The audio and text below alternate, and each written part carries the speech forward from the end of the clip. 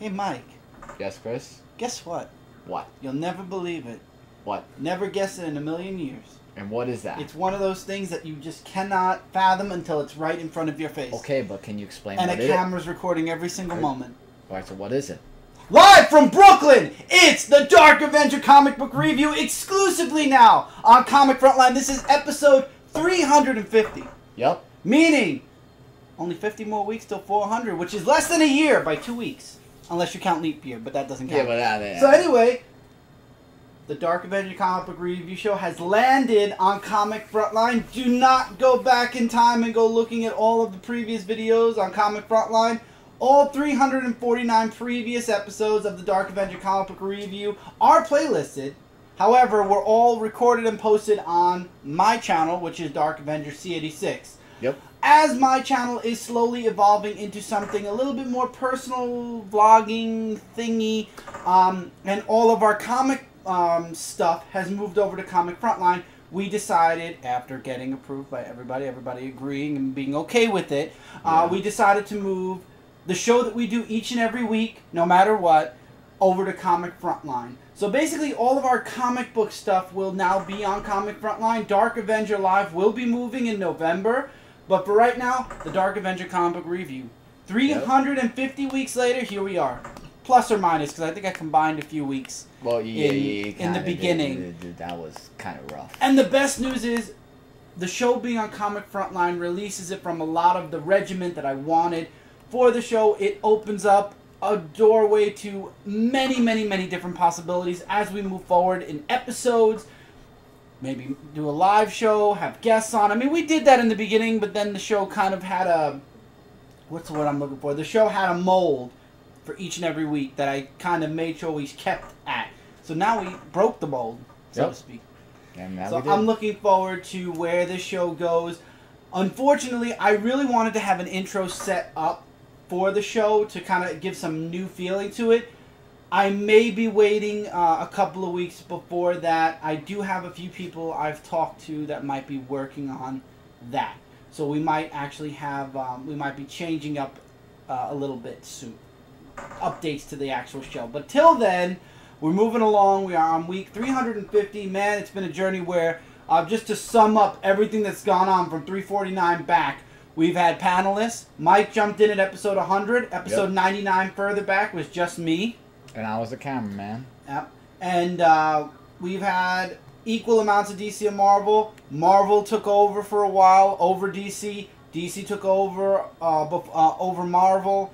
Indies jumped in. Indies got their own show, which I did add to the playlist, which was the Indie Review, and that went on for about a good year or two. I think 2 years. A year.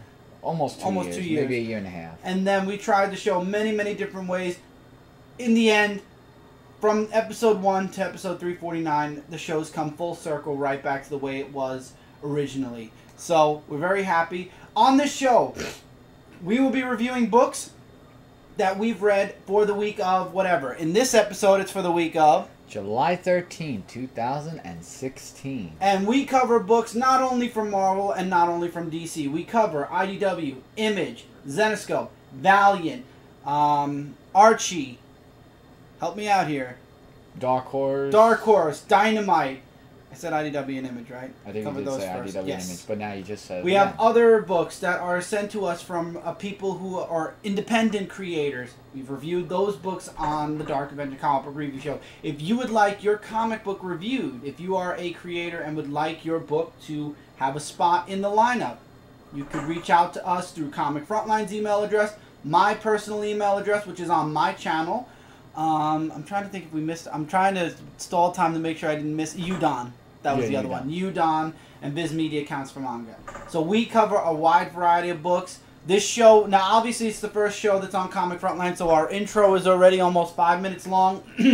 Normally, we open up the show. I give a brief sum up of what I thought of the week, and then we just jump right into the books. The show can go anywhere from a half hour to about an hour. We're trying to cut down where we don't do really in-depth reviews. We save those for reviews on Comic Frontline, like the solo reviews.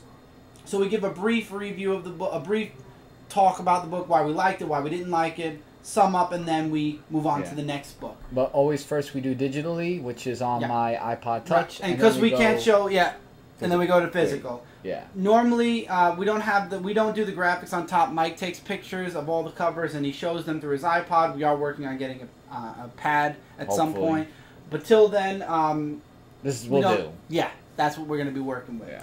So before I drag this intro out too long, like Mike said, the week of July 30th, we had a 13th. Why did I say 30th? I went all the way to the end of the month. You have numbers, 30 for, you got to put numbers there and there, you got to. Okay, shut up. I think the hype got to you a little bit in the beginning. Definitely did. And if we did review any books for Comic Frontline already individually, we'll just make a very, very, very brief mention of the book. We'll give a bit of our, a sum up of. It's basically just a briefer. Yeah, it's a briefer review, and we'll reference the solo review that we did, and you guys can go check that review out, so we don't repeat ourselves. Right. So let's get into the books. The first episode on Comic Frontline, and we are opening up with... Oh, this is your book. Back to the Future, issue number 10. We find out what happened to Doc and what caused him to get amnesia. Apparently, he had to travel to 2000... I'm sorry to interrupt you. Yep. Also, if you guys see that I'm looking this way, the camera's right there. So in case you see me look this way, I'm just looking at the camera to see if it gets the picture. I am sorry. Now you can continue. Fine. So Doc accidentally overshoots. He wanted to travel to the year 2015. He overshoots to the year 2053 or something because he makes a time machine out of a little tiny steam engine. And yeah, he makes that mistake. So basically we get the whole sum up of him being in the wrong time, getting in trouble with the law. It turns out a Tannen is a police officer. Mm-hmm. So this is an ancestor of Biff down the road. And Doc kind of does a couple of things bad, and the law is now after him. They think he's a terrorist. Now Marty's in the mix, and we've got the Marshal Tannen, right outside of Doc's laboratory as we go back to the present, and Doc's like, now I understand, and we understand how he lost his memory. It has to do with, apparently people in 2053 have these chips in their body that'll actually shut down, which is kind of 1983 if you ask me. But beside the point, yeah, very weird time future. Very weird future, that's for damn sure. So then we get to the part where we're back to the present, and now we got to see what happens next, because Tannen has broken free of his... basically, he had to wait for the colonel to come, or the sheriff to come, before he can make any moves, and he kind of gets frozen, and he unfreezes himself, and the Marshal, and now he's going after Doc and Marty, to be continued. Awesome stuff. Oh, I really like this. Kong of the Skull... Kong of Skull Island? Yeah. Kong of Skull Island, issue number 1. I'm bearing a really... I'm going to honorably mention this. Now, honorable mentions are where we show the book. We talk a little bit briefer than we do with other books. This book is basically, I believe, to set up the movie in a way. Yeah, to my knowledge. That's what I thought of when I first saw it. And the art gets a bit cluttered at certain points. I don't know if you saw the book at all, but it feels very busy. But it's really nicely drawn. It's a busy kind of art. I did enjoy it, though, and it's nice that Kong wasn't the only giant ape. And there's this competition to mate the gorillas, the apes. It's very interesting, and then what happens is they end up leaving, and their ship gets deterred, and they end up crashing on Skull Island, and that's where all the monsters are. And this takes place back in time also, so it's not present day. And it's really interesting because now their boat's being attacked, and it looks really... It's interesting. I can't wait to get the next issue. So is this kind of going to be like a Godzilla thing with the monster brawling and everything? I don't know yet. Because that's what it sounds like. It sounds like what's going to happen is Kong is going to make it to the island. He's going to be stranded there, and then the people of that island are going to worship him, yada yada. You know what I mean. King Kong versus Godzilla. That has to happen. That's going to happen. Oh, I think it's 2020. Well, that's years away. Well, what do you want? They got to make a King Kong movie first, and then they're making Godzilla 2. Mm-hmm. That is true. Mm-hmm. All right. Prometheus. Yeah, Prometheus Fire. Oh, wait, not Fire and Stone. Prometheus Life and Death, issue number 2. Finally, we get the connection between Fire and Stone and Life and Death. So the engineer takes the ship into the frontier. And what happens is the ship lands on they don't say what planet it lands on yet. And what happens is the engineer comes out, and we see these people hidden away in the shadows, and they're talking, oh my god, it's an engineer, we haven't seen them forever. And I'm like, oh god, could this be? But it wasn't confirmed. And the soldiers that were trapped on the ship come out, and they want to get as far away from the engineer as possible. So they go off in a direction. And this is where I started saying, oh, I know what planet they're on already. And the people watching them from afar in the shadows are like, no, anywhere, any way but that way. They're going right into it. We get back, we follow the soldiers into this forest that looks very familiar. And then they see black goop. And the black goop is full of genes and whatnot. Very dangerous. Can't eat it. Don't touch it even. Which, again, very familiar. You getting where I'm going? Because you remember the previous series. I remember. So what happens is aliens attack. And we find out who the people were in the shadow. It was the Sergeant and Galgo. I believe that's how you pronounce his name. I think I was calling him Galago. It's Galago. From the previous series, Fire and Stone. The ship landed on the planet where Fire and Stone ended. So you got Galgo, you got the Sergeant, and you've got the Predator, who makes an appearance in the very last panel. They rescue the soldiers from the aliens and tell the soldiers, we need to get out of here. We'll explain to you what's going on this planet, but we need to move. We can't stay here. The xenomorphs are going to attack them. So that means the people that survived at the end of Fire and Stone are still alive on the planet. And this is what bridges the gap between Fire and Stone and Life and Death. So they are now on the planet where Fire and Stone ended, which is really cool. Will Galago and the Sergeant and all the other survivors from Fire and Stone finally make it off the planet? And even if they make it off the planet, remember, there's still 2 other series to go, I believe. 4, 8, 12, 16. Yeah, so we're in the second one. So there's 2 more series to go. And I think it's 17 because there's a one-shot. So there's still 2 series and a one-shot to go. And will all the Fire and Stone survivors survive through Life and Death? And remember, we've gotten Predator. We now are in Prometheus. That leaves Aliens, and that leaves Aliens versus Predator still open. So it's going to be very... I think the next one almost definitely will be Alien versus Predator, because they're on the planet where the aliens are and the Predator is. So it's fair to assume that Alien is going to be the last one, possibly. I don't know. But this is really shaping up to be something great. The artwork's really nice. If you didn't check out Fire and Stone, I would recommend checking out the gigantic... it's not called an omnibus, but it's a book. It's the full series in one giant book. Oh my god, it was a really great series. It brought Predators, Aliens, and Prometheus all together into one really great story, and it ended really well. And now we've got Life and Death, which is the sequel to the series, and hopefully there'll be another sequel to this, and it'll be a trilogy, but we'll have to wait and see how Life and Death does. And I am reading this digitally, but just like Fire and Stone, when the gigantic omnibus of the series comes out, you're damn right I'm going to be buying that book, just like I did Fire and Stone. And that's all I have to say about that. Voltron, Defenders of the Universe, I believe. Oh no, Legendary Defenders, issue number 1. This is a companion to the Netflix series. So issue number 1, I believe this is a mini-series also, to my knowledge. I don't think it says it on the cover. Well, I'm not sure. 1. Yeah, I'm not sure if it's a mini-series or if it's an ongoing. Either way, first issue, they go off to a planet to train as Voltron, and it opens up kind of in the future a little bit where they're fighting this giant monster, and then it goes back in time where the princess is still healing. I guess this is from events that happened in the series, like the ending of the series. So they're going to this other planet to train.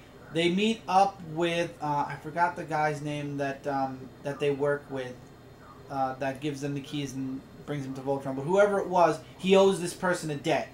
And he basically is taken prisoner, and if they want him back, they have to get this type of pearl, which is on a planet, and nobody's ever been able to retrieve it. So they go off as Voltron, they meet up with that monster, they fight it, they think they're doing a good job, they end the monster, and it turns out the monster wasn't exactly a monster, it was a guardian.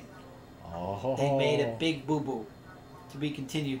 Really cool stuff. If you like the Voltron Netflix series, I would definitely say to check this out. If you're a fan of Voltron, also it's something to check out. I really like this first issue. It was a nice intro. Obviously, it's not an intro to Voltron. I would recommend checking out the Netflix series, but I haven't finished watching it yet, so it's still a nice book, and it's a good way to start off the comic series, I think. Because we all know how Voltron formed anyway. Same diff. Alright, so we're going into Mike's books now.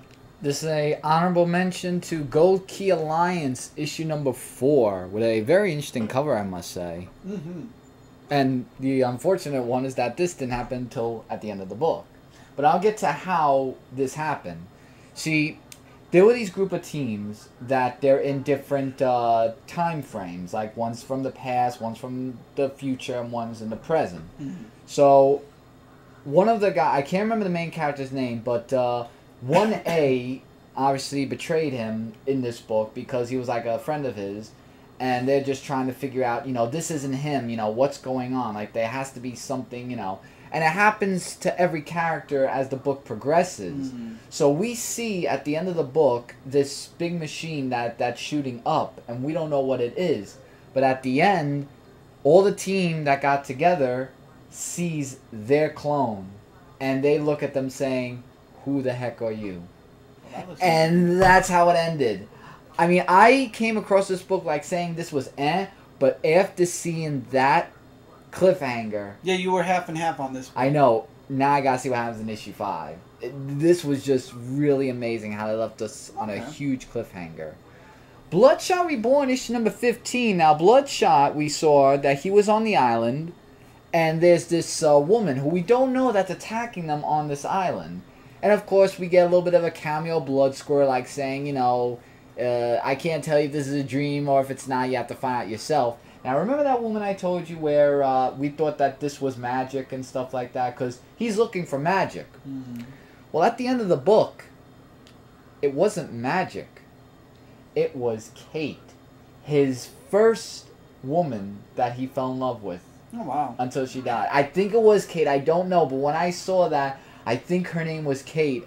I was like, oh my God. Because I thought it was magic because... that's who he's looking for. But no, I think it was Kate. And that was like really something. Really action-packed book. It gives you like a little bit of the Punisher feel to it. But in different aspects, of course, there's differences. But this was a really great book.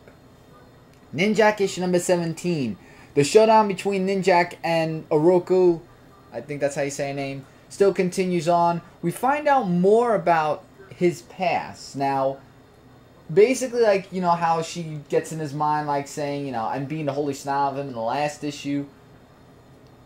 I don't know how she does it, but, like, she has, like, these strong powers, and she thought that Ninjak got everything that she never had. Oh, wow. That was the reason why she went after Ninjak, for revenge, for vengeance, of all that she tried to do, and she couldn't because Ninjak always stepped in her way. Like, basically on her toes and everything. But the whole thing between their confrontation was really amazing, and especially the next issue is going to be an all-out thing. And Lost Files is actually, I got that confused, is where they talk about his past of why his parents left him. And they left, and they show their point of view, like, basically they were criminals, like, hiding and stuff like that, like criminals and partnering in crime. It's a whole big spiel of that, but it did give us a great background of his parents, so that was really something I wanted to see about. Raz the Eternal Warrior, issue number 9. The Eternal Warrior is going through a whole labyrinth, but is he going to get out of it? That's a great question. He actually finds his way out of this whole labyrinth that this doctor was putting him through, and he says the next person I come after is himself. Now, he's all the way up there, and their labyrinth thing is all the way down there. So if he finds his way through the labyrinth to him, that's where he's going to get his revenge, and the ways he does to get there, my goodness. He just wants to see his family again. Because, I mean, that's what his passion is, just see his family again. But I don't want to give too much away because this was really an adventurous book. Highly recommend you check that out. Adventurous. Grimm Tales of Terror, Volume 2, Issue number 10. The Haunted House Horrors. And Michael did miss issue 9, which was the Boogeyman. He'll read that, and obviously I think he'll give his somewhere. Yeah. Maybe. Well, basically, the Boogeyman was just, this little kid who lived in the house with his parents, and his parents were abusing him. Issue. Yeah, his parents were abusing him, so the Boogeyman came in to basically take the bad people away from him, and then lots of other stuff happens in the end. It's a really that was issue 9. Yeah, in issue 10, though, a journalist who's like saying, you know, I've been doing so many of these things. I want to do something that's real, not something that's just mutated stuff, like fake. So what he does is that he goes to this haunted house. Now, this haunted house is known where people who go there either disappear in the house or the next day they're gone in their own house. So he goes there to find out, you know, what this haunted house is about, and he finds this little boy who's sick, and the blood that he says Achu goes on to him. Now, that's a foreshadowing of what can happen at the end of the book. Because when he goes back to this house to find out more information, the blood that the child sneezed on, actually, his parents is a demon. It's gross, I know. And the only way to keep their child alive is to kill the human that is part of his blood, so that way the father could, you know, eat him alive because he's a demon and everything. And yeah, it's a horrible ending for this character. But I really enjoyed this issue because it was like really, it's sad and it's, you know, violent, but it's a great story. So, how about that Wonderland issue number 49? Yeah, we're going into now Wonderland issue number 49, and only one more issue until its final issue. In Wonderland, there's a the Queen of Hearts, I believe, who is going after the White Queen because they have their differences of, you know, her getting rid of the White Queen to take over Wonderland. So what she does is that she tries every which way to get to the White Queen to, you know, kill her in each and every way. But the things that went on in this comic book, I really just don't want to give too much away of that because I want them to read this. It leads into saying, I got to see what issue number 50 is. It's just like a real setup for the last issue. But, yeah, this Queen of Hearts means business. I mean big business, if you know what I mean. Really great stuff. Insufferable On the Road, issue number 6. Now, On the Road is ending at this issue until October. There's going to be a different story arc. A new story arc volume. This is the last volume of volume 2. So in this Insufferable, we find out that, what is his name? I think Galahad? Galahad. Yeah, Galahad is wanted and murdered for a good amount of money because he was, you know, seen everywhere as not a good superhero. So as he's going through the cave and everything, he finds out that he is wanted. And there's so many people that are going after him, and one person that was in disguise, which was his father, takes him out of there because he knew that he was set up and framed for something that he didn't do. Nocturnus. I can't remember the name, but Nocturnus is the father of Galahad. And he was in a great disguise as part of the riot. And basically, he just says to help him out, and he wants to be a good father to him because after his mother died, he wanted him and, you know, both of them to work together as a team. This is like a team setup of what's going to happen in the next volume. So that's what really the story was about. But this so it's come full circle. They're actually going to work as a team. Exactly. It comes in full circle. That's where I was looking for. Because they were a team. The mom died, they separated. That was volume 1, and they explained the backstory of why they separated and why the son became super popular and the father just kept doing what he was doing. This issue, and then the death also. Yeah, and then this volume they were on the road, and now I guess it ended with them having to team up again. That's cool. The Shadow, the death of Margo Lane, issue number 2. Now Margo Lane is the woman that follows the Shadow around. Right. Well, basically they're married.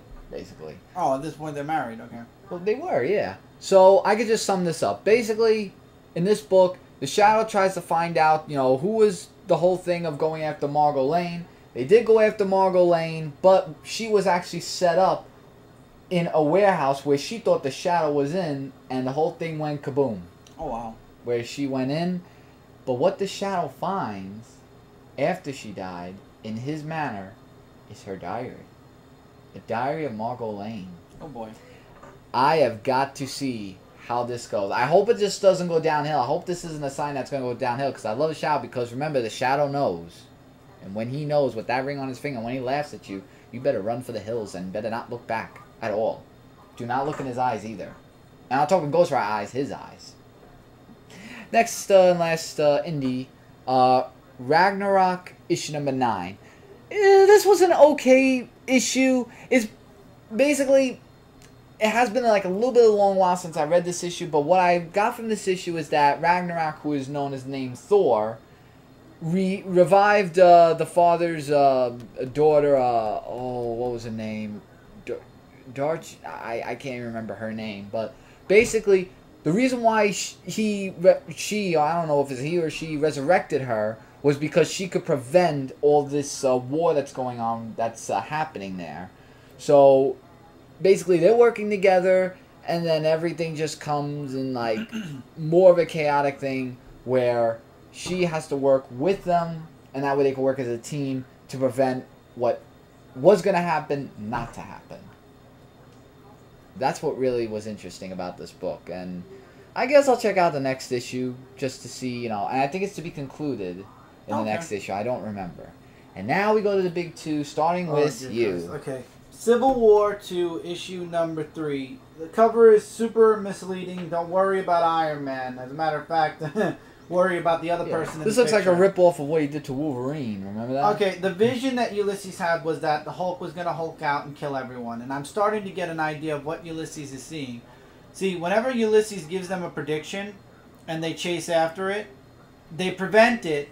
But I think Ulysses is the cause for a lot of the visions.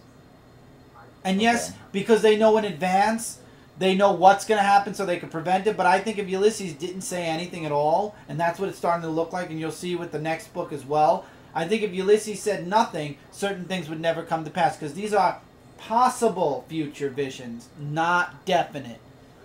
In a way, with Ulysses releasing those visions, he's kind of... what's the word I'm looking for? He's giving insight so those visions come true, or they're prevented, or they're about to come true, and then because they know about what's going to happen, they're prevented. So it's a possible... Anyway, so in the last issue, Iron Man and Captain Marvel, what's the word? Captain Marvel first confronts Bruce Banner. And they're like, what have you been up to? Because they know the vision where basically Bruce is going to Hulk out and kill everyone. And, all the Avengers, all the teams are there, ready and waiting. And Beast finds out that he has been doing gamma research. And we find out that he's not doing gamma research to learn how to become the Hulk again. He is becoming the Hulk again, and he's trying to keep the Hulk inside again. Because apparently, over the past year, slowly the gamma radiation in his body started growing again. And slowly he is he's losing himself again. And he's trying to work on a way to prevent that from happening the day where he finally hulks out. And this time he knows he'll lose complete and utter control of himself. And that'll be the end. They get him to a point, and you really have to look at this scene where his eyes flicker green. And at first I didn't notice it, but when you go back after reading what somebody else says later in the book, you see it. And as he gets to that point where he gets really angry, he gets shot by 2 arrows. One to the head and one to the chest. Mm-hmm. And he's killed. You all know this by now. This is not a gigantic spoiler. I mean, it literally was on every single news site. Unless you literally abandoned the internet, there was no way. And everybody on Frontline warned to abandon the internet. So that's 3 deaths then. Rhodey. Well, She-Hulk is in a coma. And now Bruce Banner is dead. All on Captain Marvel's watch. I am really getting to the point where I don't like Carol.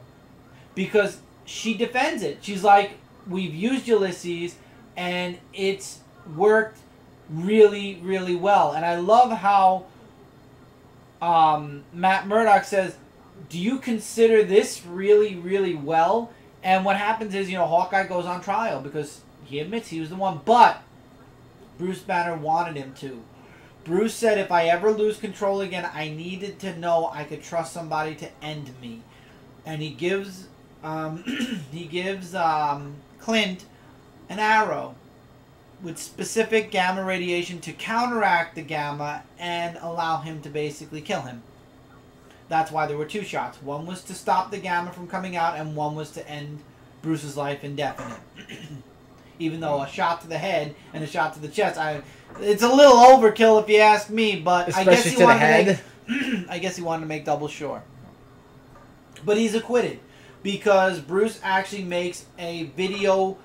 You know, if I die, if I'm killed, I want you all to know I asked Clint to end my life. So in the end, obviously Clint's found innocent because this is something he did commit murder, obviously, but Bruce is the one that wanted him to do it because he didn't want the Hulk to come out. He didn't want to become the Hulk again because he knew very bad things would happen. So basically Clint prevented the vision that Ulysses saw. However, my question is, if the Avengers never went to Bruce, would that vision have ever happened?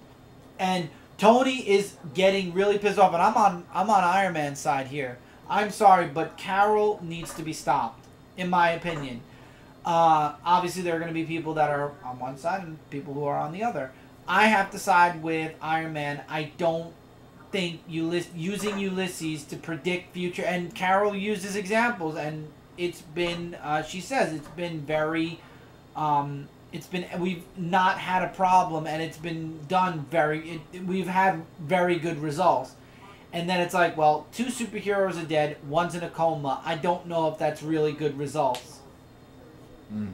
So I'm on the Iron Man side, and I know that this is all going to come to a head by the next issue because Iron Man finally has access to what Ulysses is seeing because he scanned Ulysses' brain, if you remember the previous issue. And what he sees horrifies him, apparently. I gotta be honest, I don't know where Civil War is going, but man, oh man, it's making me definitely hate Carol more. and it's starting to explain why Iron Man eventually is going to step down. I don't know what's going to happen to Ulysses, but Civil War tie-in, honorable mention goes to Amazing Spider-Man Civil War 2, issue number 2 of, I believe, 3. So, this issue is basically the downfall of Clayton Cole. In the last issue, Ulysses warned Spider-Man that Clayton's going to put on a suit again, he's going to go bad, and he's going to fight Spider-Man. And Ulysses is starting to question things because he sees Ulysses always around, he sees him always talking to Spider-Man, they're always looking at him, and then Peter Parker comes back and, you know, gives him a nice pep talk, and it's like, this all seems weird, something's up. And he goes to Pete's office and uses one of the devices he creates, which allows him to hear past conversations, and he hears that conversation specifically. All the while, in the background, his life is slowly spiraling downward again.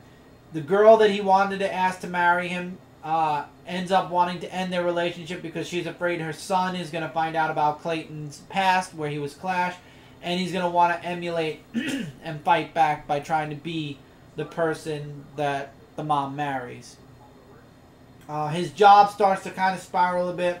He senses that the trust that Pete had with him is now faltering. Now this, where Spider-Man actually shows up and goes, what are you doing in this office? You're not supposed to be here. You're breaking your parole, yada yada. And basically Clayton says, you know what? I quit. Walks out, and he has a conversation with the Trickster. He has a conversation with a couple of different people, and all we see at the very end of the issue is him putting the Clash costume back on. However, it doesn't look like it's to turn bad. It looks like he wants to prove himself to Spider-Man and Pete. But because of the vision that Ulysses saw, I'm worried that Pete's going to take this the wrong way, and the vision is going to come true somehow. Which again proves the point that Ulysses is not an effective means for the Marvel Universe, and why Iron Man's side this time is the correct side. Honorable mention goes to Web Warriors. I believe this is issue 8? 9. Issue 9. Spider-Man UK and Mayday Spider-Girl are still stuck in the time period. However, they finally reached out to... oh god, I forgot his name. Not Kane. But they've reached out to the Weaver, the Web Weaver, finally. I don't know why I lost his name, but what happened was there was a great catastrophe in the web, and they basically lost all of the Spider Team throughout all the Spider-Verse. And now they're looking for them, and they're also trying to... And now Octavia is trying to put together a team of Spider people, again, just like in Spider-Verse, to go off and save Mayday and Spider-Man UK, while also defeating the Electros. Not too hard to figure out why this series is not coming back after Marvel goes into Marvel now. And this is going to be replaced again. And this is obviously going to be replaced with that clone book. So we'll have to wait and see. But to be quite honest, I'm not surprised that this book is the book that's not coming back out of all the Spider books. It doesn't surprise me at all. I'm enjoying it for what it's worth, but yeah, it definitely has to have an end game, I feel. There's no way this can continue as an ongoing, at least not right now. Maybe in the future they'll find a way to bring it back in a nicer, better way, but it's okay. It's a nice book. If you like Spider-Verse, you'll like Web Warriors. That's the best I could say. This book, Guardians of the Galaxy, issue number 10. I enjoyed this. Obviously, this was a filler story arc because we're getting into the real meat of the series next issue when it crosses over with Civil War 2.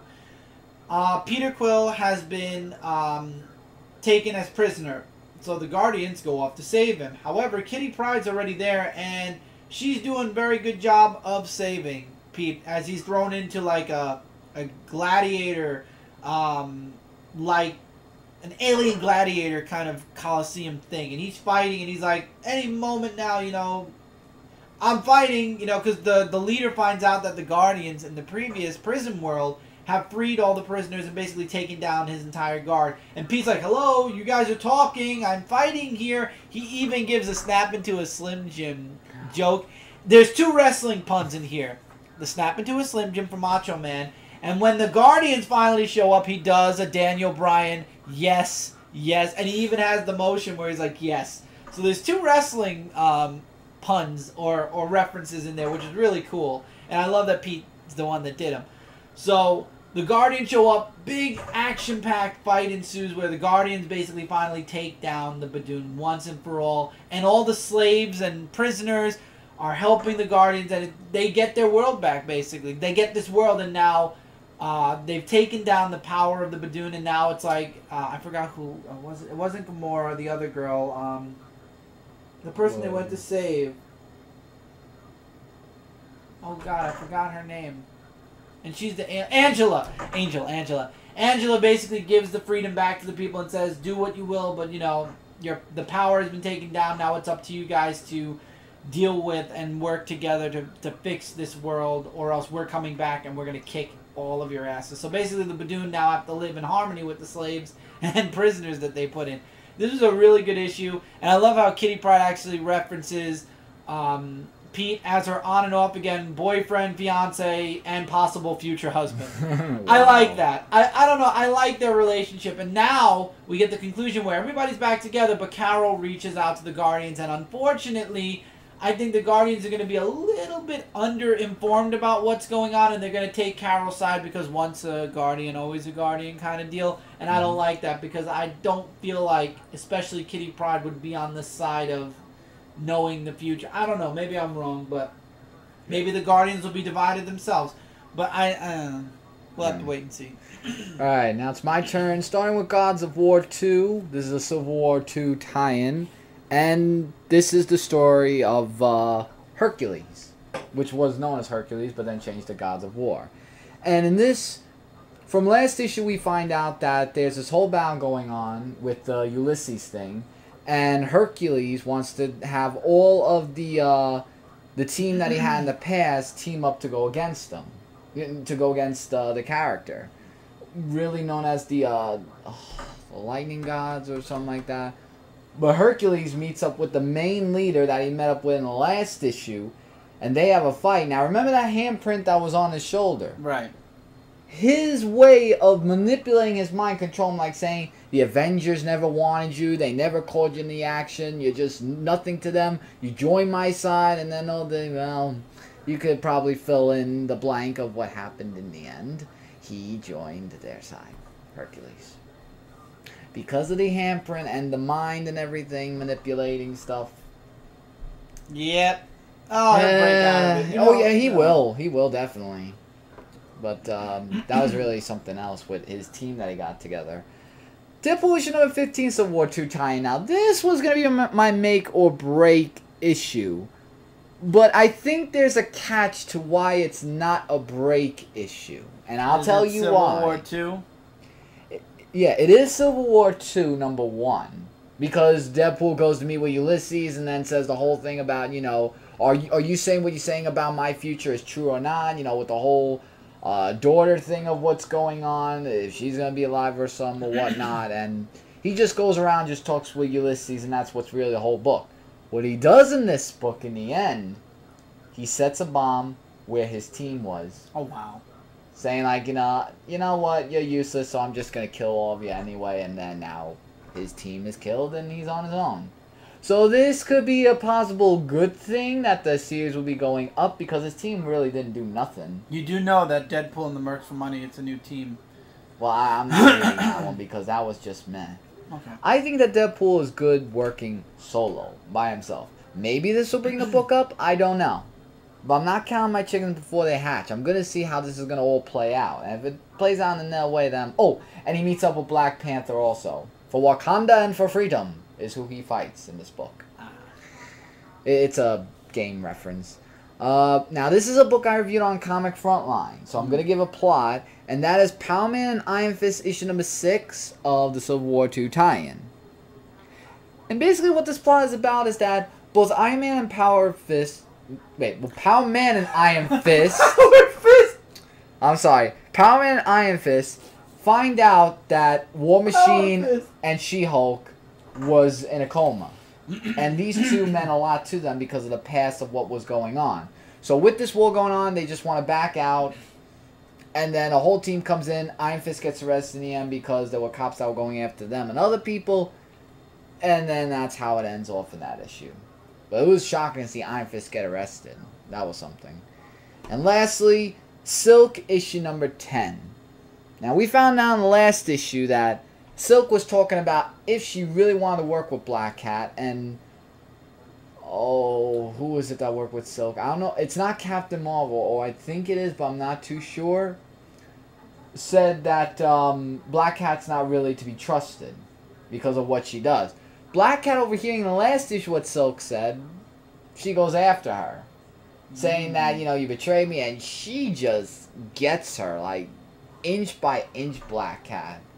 And Silk was like saying, you know, I don't want to fight you, but, you know, and then she just runs away afterwards.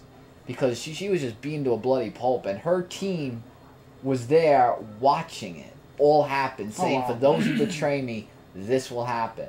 So I think in the next issue, they're going to be fighting each other even more, and I think it's going to be more intense. I think Silk's going to take down Black Cat. I hope so, because after that, someone's got to do it. And oh, and also at the end of this issue, she finds out the person who's working for her was actually a friend of hers from years ago that she thought was never seen again. That was a big one. Alright, and that's it. So this is where I put my iPod away, and we get into your... And this is all him now. Yeah, I'm the only one this week with physical books. And honestly, it's all DC except for this book, which is Birthright issue number 17. I really enjoyed this issue. I'm a real huge fan, as you guys can see. I don't know if they can see on camera. Oh, yeah, it's the middle one, right? Right here. I can't... Anyway, it's volume 1. So, in this issue... Mikey's grandfather and his best friend are, well, obviously they rehash old times. You know, you get to see a little flashback of the grandfather and the other mage's relationship. And he basically wants the grandfather to hand Mikey over quietly and, you know, let the mages deal with Mikey. And the grandfather finally steps up and says, no, I want to protect my grandson. And this conversation was deep. Because he's like, well, then, if your family means so much to you, why did you leave them so long ago? And the friend knows the truth. And he's like, why all of a sudden? Is this like you're trying to redeem yourself? It's not going to work. You're being clouded more, and Laura's going to win. And we get to see the Nevermind that was now separated from Mikey fighting the father and Brennan. And it turns out also Raya goes into labor, possibly. Very interesting stuff. Didn't she go into labor? No, she didn't. No, she didn't. Oh, okay. So Brennan says that, and you know, Mikey's still out of it, and Brennan insists that they have to put the Nevermind back in Mikey and figure out another way. And that's what sucks, because remember I said I was hoping the one thing that wouldn't happen was that the Nevermind would somehow end up back in Mikey. Unfortunately, the only way to keep Mikey alive for the time being is to put the Nevermind back into Mikey. And the last page I will not spoil, but we get to see Brennan in a whole new light by the end of this issue. Birthright has been a really fun journey of twists, turns, and everything you can imagine. The grandfather now has to defend his grandson, and he's willing to fight his best friend from Tyrannos in order to do it. And, man, I can't wait for the next issue just to see what happens with the Nevermind, what happens with the grandfather and his friend, everything. Alright, we have 2 issue number 2s this week. We've got Flash issue number 2, and we've got Wonder Woman issue number 2. Let's start with Flash issue number 2, so I'm going to put this back down. And I'm going to stop doing that now with these reviews, because everything's starting to come to a point where now we're in 2s, 3s, 4s, and 5s. So with Flash, last issue, Flash's friend, I forget his first name, but I'll get it momentarily, gets struck by lightning.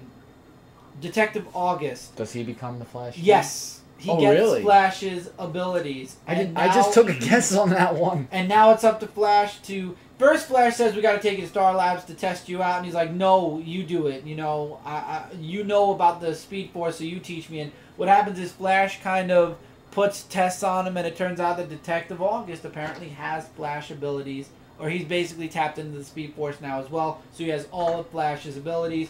And because of that, and because he was there when Barry got shot with lightning, he's like, I know it's you, Barry. And he's like, don't worry, your secret's safe with me, but you gotta teach me, you gotta, you know, I need help. And Barry's like, we'll deal with it. We get a page with Wally. Won't talk too much about that. Iris is trying to figure out what's going on with Star Labs. We won't get too much into that and the attack that happened with the scientists. She gets taken prisoner. I won't say how, but I like the back and forth with Detective August and Barry back at HQ. He's like, we have these abilities. We could use them. There'll never be crime in Central City again. Using our Speed Force, we can do anything. And Barry's like, no. We still got to go by the books. Yes, we have abilities. Yes, we can stop super baddies. But we still have to do everything by the books. We cannot take advantage of the Speed Force either. And what happens is Iris gets in trouble. Obviously, Barry saves the day. We find out that these people who are working for Dr. Kavir? Yeah. Kavir. End up having these guns that hurt Flash by tapping into the Speed Force, and then that's when Detective August shows up to try to help Flash, and together they take down the agents, but the agents reach out and say there are more, so that's when the doctor says then it's time, and then all of a sudden we get another lightning storm that happens in the middle of the day, randomly out of nowhere, and let's just say that Central City is going to have a lot of new speedsters as of next issue. By a strike of lightning.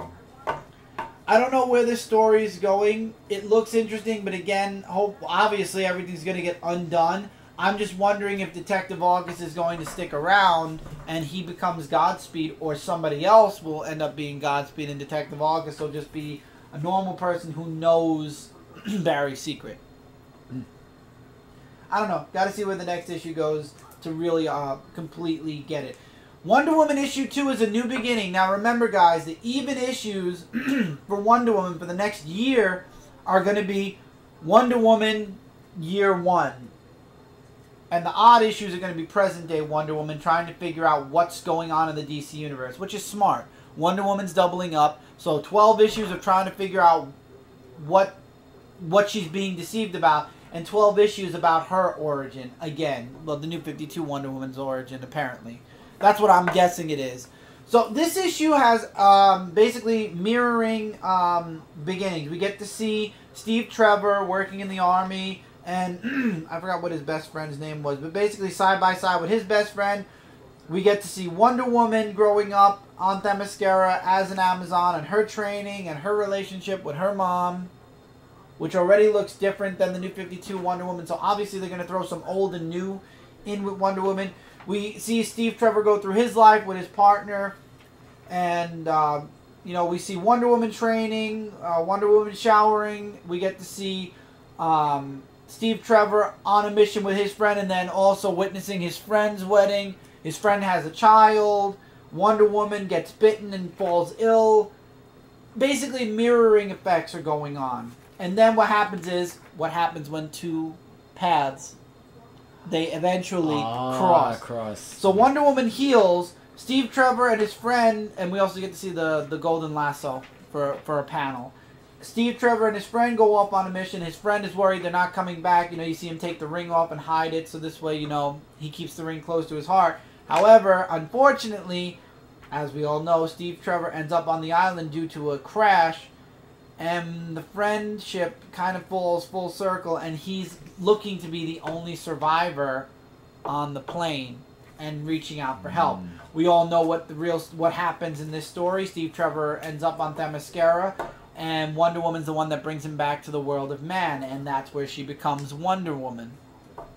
So it's going to be real interesting to see the journey. This is part 1 of 12. So there's 11 more months to go. So I'm excited to see where this goes. This was a nice setup issue. Again, remember, there are 2 stories going on in Wonder Woman. So this is the beginning to another story. So perfect jumping on point if you want to see Wonder Woman Year 1. Or you could just skip the even issues and just buy the odd. But that would be kind of weird. That would be. Which is why I kind of don't agree with there being 2 stories going on one every other month. It should have its own title. Like one and not the other. Right. It should have its own title. This way you don't have to worry about every other issue. Okay, well, it's not the next part to the first story arc. It's the next part to the second story arc.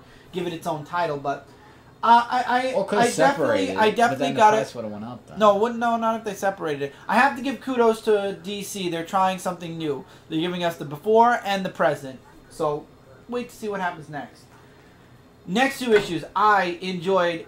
There's such a twist with Batman Detective Comics issue 936. Man, I didn't see this twist coming until it happened. And it's wow. So Batman's gotten captured by the colony, and it's now up to Batwoman and the rest of the crew that Batman's put together in this series to find him, save him, and figure out the colony and take them down. Well, Batgirl makes an extra phone call. There's a big spoiler here. To her father. And her father shows up, and they're just, they're talking with the father about how this, this army, this group of people seems very army-like, and she figures because they're very army-like, that's where, Batgirl's father would, have his expertise. Not spoiler, what's her name? Oh, man, I forgot what, Talon? No. Jeez, I forgot where,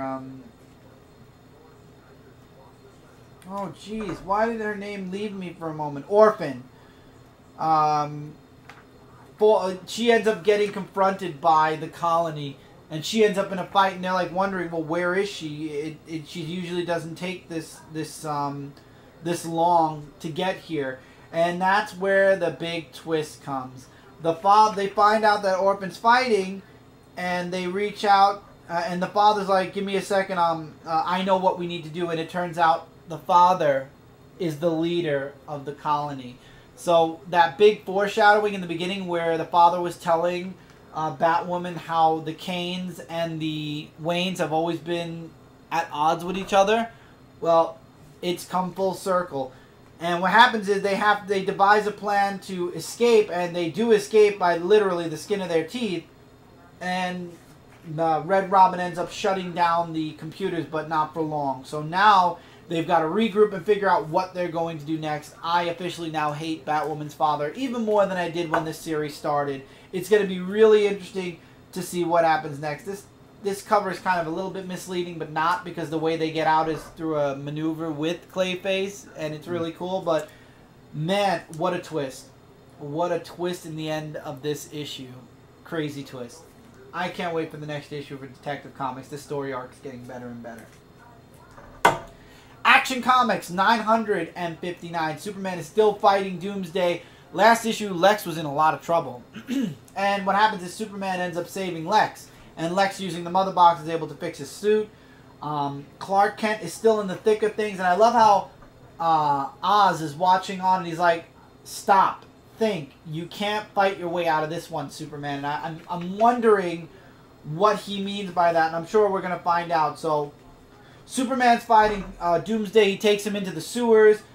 John is fighting his mom that he wants to watch his father. He wants to see what's going on. And the mother knows that Doomsday killed Superman. So now she's like, I don't want John to see his father die again. And she's worried that history is going to repeat itself. Clark, the guy that is claiming to be Clark, ends up falling into the sewers as well. And Super Lex, as John calls him, ends up showing up and saving Clark Kent, while the other the real Superman is fighting Doomsday still. And no matter how hard he hits Doomsday, he keeps coming back. He's like, but he does say, you know, I know I'm older, I'm smarter now, I know what I'm dealing with. And he tries to end Doomsday, but a sad twist of fate happens. And as you guys know, the more you fight Doomsday, the stronger he gets. And there's an explosion, a gigantic one.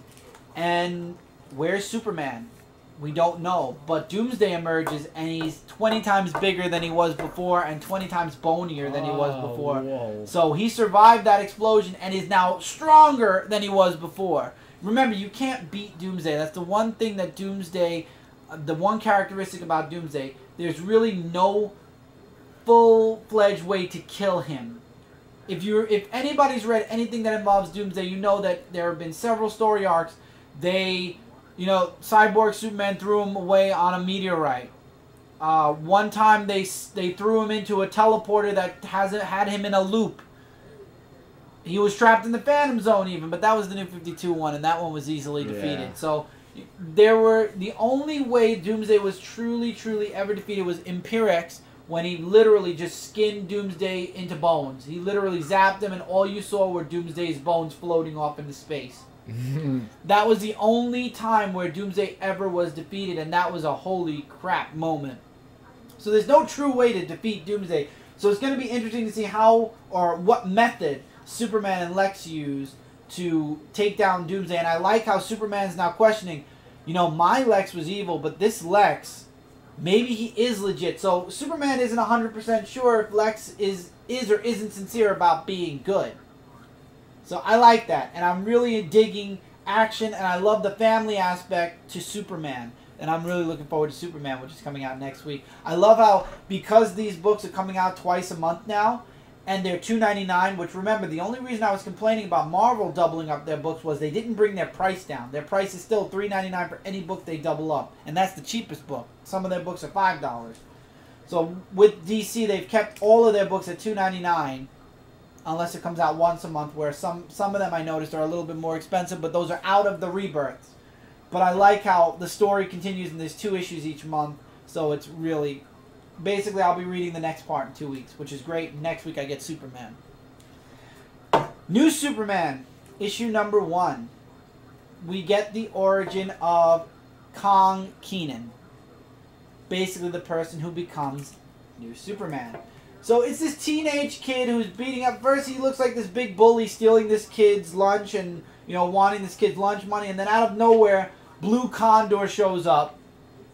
And I forget what Kenan does. He throws a can at him, and it scares Blue Condor away somehow, some way. And I love the play on words where we get introduced to, and they say it in like blue letters or something. Lane. Words in blue are spoken in English. All other words are in Mandarin. I love the editor's note. And she works for Primetime Shanghai, so they're doing play on words with with Kong Kenan, KK, Laney Lane, Laney Lane, Lois Lane. The person that he saves is what's his name, Lou Lixon, Lex Luthor, kind of. And we find out that, we get a little bit of his past, that the mother died and it's not Lou Lexon's fault for some reason. So, and the father, who is part of a conspiracy theories group, thinks that it's not a big deal that Kenan saved Lou because, he gets a little mad, and he doesn't really consider what his son did heroic at all. And he's like, I know who you really are, which makes me question who Kenan really is. And he's like, you don't want me to tell the reporter that. Go home. And you see him at his mother's grave, and then he gets approached by, now if you read the final days of Superman, Dr. Omen. She basically takes Kenan to her lab and shoots him with Superman's solar flare rays, And Keenan gets Superman's powers. But he's having a hard time controlling them, and that's where we get introduced to, and this really isn't a spoiler because you've seen the coming attractions for the next issue. This is a once-a-month book, but he gets introduced to the Chinese Justice League, or of China, the Justice League of China.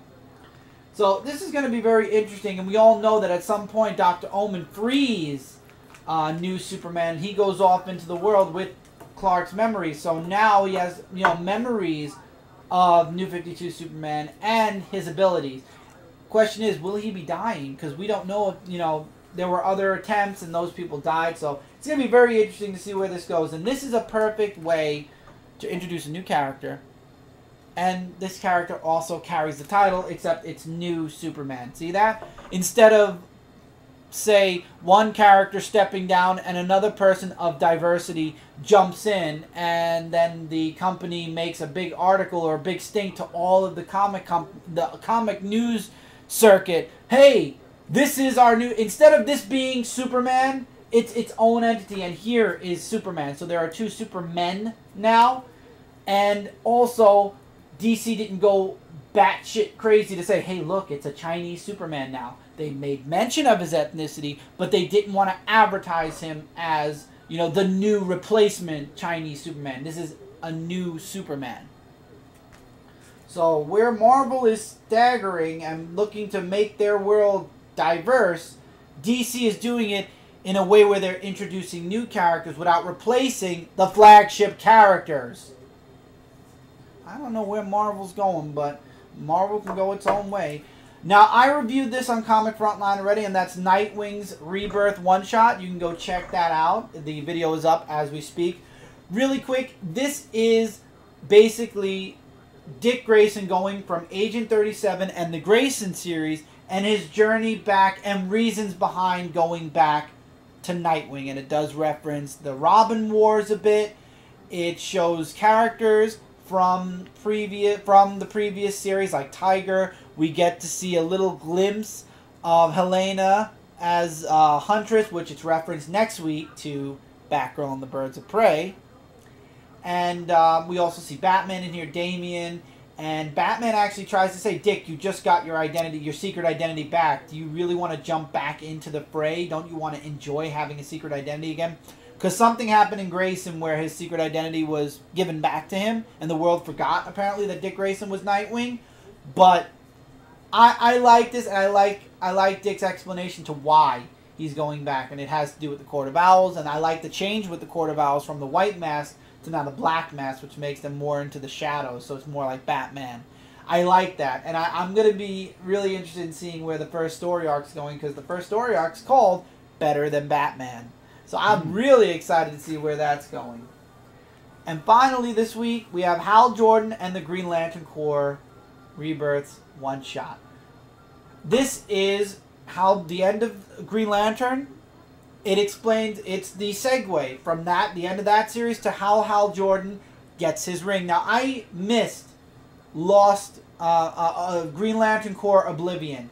Next week, hopefully, I will have the last issue, because I don't know how that ended. Apparently, I missed the last issue somehow. I don't know. So hopefully I'll get that, and it'll explain what's going on. But basically, the Sinestro Corps has taken over, as you all know from reading the Sinestro Corps book. The Sinestro Corps has taken over in the Green Lantern Corps' absence. However, Hal Jordan, which is now apparently the embodiment of will, because he's using the gauntlet, he now, he sums up what's going on in his background and what's going on in the universe. Basically, how he got his ring, that he joined the Green Lantern Corps, and then basically the Green Lantern Corps fell on hard times in the previous volume, and he basically faked being the evil person behind the Green Lantern Corps, took the gauntlet and ran away to make the Green Lantern Corps look good again. And then he also explains that the Corps disappeared. He doesn't know why. Kyle Rayner disappeared. He doesn't know where he is.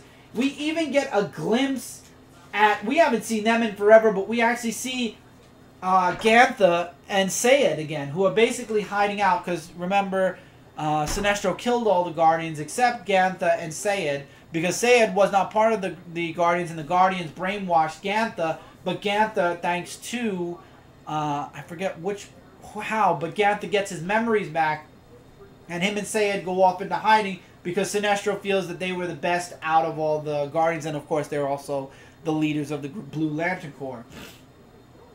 So Hal Jordan, using pure willpower, he forges his own Green Lantern ring through the gauntlet, and it's a construct from basically pure willpower, and as he's making it, we see these ripples, and the more he's forging it, there's all of a sudden a disruption in the, what is it? There's a tremor in the green light of will, and everybody feels it. You see Gantha kind of in fret. We see Jessica Cruz kind of like she's getting a headache. Kyle Rayner's like, this is so not good. The Green Lantern Corps is apparently in some type of a vortex. See, this is why I don't know where the Green Lantern Corps is right now. But Sinestro also feels it, and he goes to Parallax. I won't say what happens there. But one thing that we didn't get in the previous volume, a lot of, that we got when Jeff Johns was writing Green Lantern, that I feel like this little page right here is an omen to, we will be seeing more of them. Obviously, we got the Red Lantern Corps in Green Lanterns right now, so we didn't have to worry about them. But in this book, Rob Vendetti made sure to reference all the other corps beside the Red Lantern Corps and Green Lanterns. We get to see the Indigos, we get to see Laura Fleas, we get to see the Star Sapphires, and all of them are feeling the tremor as well in the green light. And I like how Carol's like, Hal? And basically Hal Jordan forges his own Green Lantern ring and once again proves the Guardians wrong, that they said they were the only ones that could forge a Green Lantern ring. However, that's not true. He drops the gauntlet and retakes his role as a full-fledged Green Lantern with a ring that he forged on his own, which is really cool. And now he's off to find his friends and to reform the Green Lantern Corps and set things right in the galaxy. Perfect setup. Really no spoilers here because this is just a setup book. This isn't the official first issue.